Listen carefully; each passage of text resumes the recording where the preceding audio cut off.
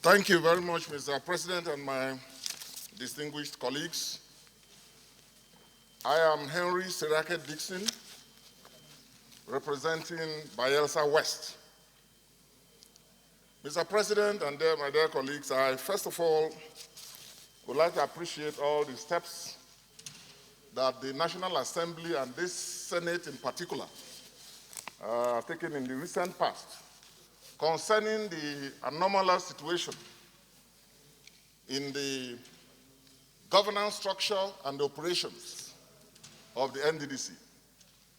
And I do so because, as Mr. President and colleagues know very well, apart from any other thing, the NDDC Act was an act that the National Assembly, at the time the executive bill was brought, made a lot of input. As a matter of fact, I want to use this opportunity. I know that older legislators from the region who have been here would have done so over and over. But it's good to also register our appreciation for the commitment and patriotism displayed by the leadership of both chambers of the National Assembly at the time when they overrode the president on the context, on the funding dynamics and structure of the bill. As a result of that courage, and Mr. President, you know you were part of that National Assembly that did that for this country and for the region, the Niger Delta region. Political careers were sacrificed. So the National Assembly, more than any other bill, more than any other institution, has a duty to jealously guide and guard the independence and the effectiveness and operations of the NDDC as you have done. I say so because when I was governor of Bayelsa and chairman of the South-South Governors Forum, we met with the president and supported the need for a forensic audit of the operations of the NDDC. And now we have a situation where instead of swiftly composing of the board as stipulated by the Act, what was put in place was an illegal structure known as the Interim Management Committee. And that is why I'm thanking Mr. President and, by extension, the National Assembly for doing what was right, for protecting that critical institution.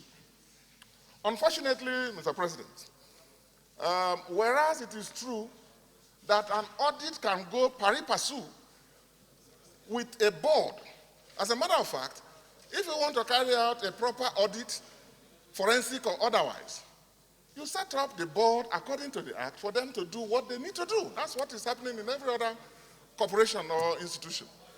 But in the case of the NDDC, things are left the way they are.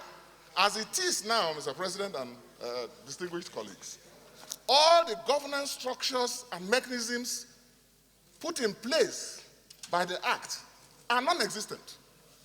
You don't have the governing board made up of the governors and officials at the federal level. You don't have the board sitting on it. And now, in place of the INC, yes, the IMC has gone, but in its place, what do we have? You have another illegality replacing the earlier illegality, for which the Senate and the National Assembly courageously and patriotically took the positions that you have taken.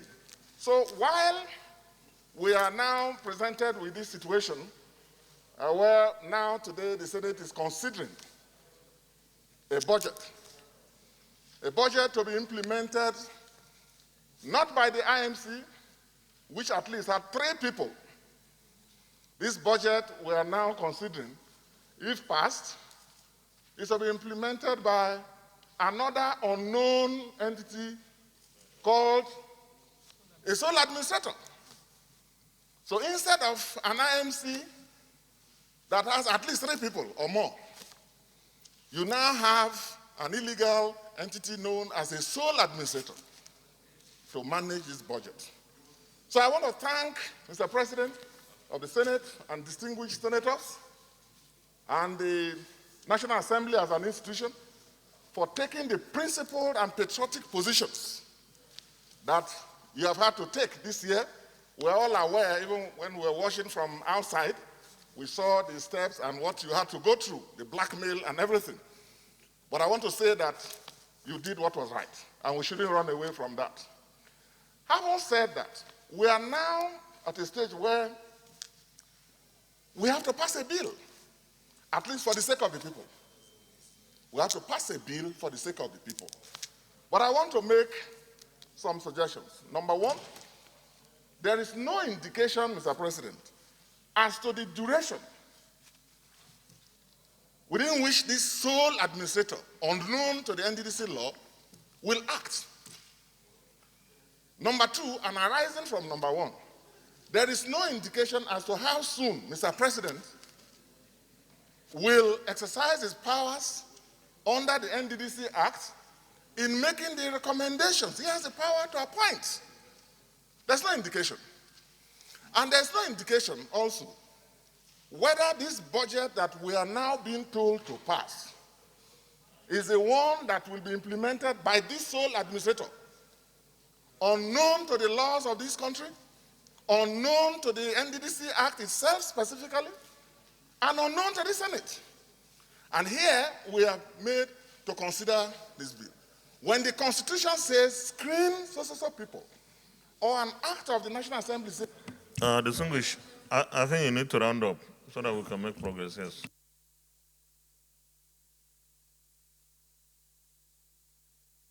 But whereas we need now at this stage, in the interest of the people of the Niger Delta, to consider and pass this budget, we need to add a caveat while doing so, that this budget, when passed, should not be implemented beyond the recurrent normal running expenses until the NDDC Act is complied with.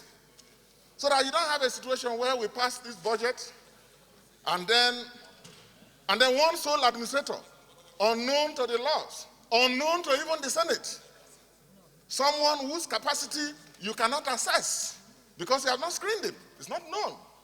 You can't hold him responsible now because it's not a creation of the laws of the country.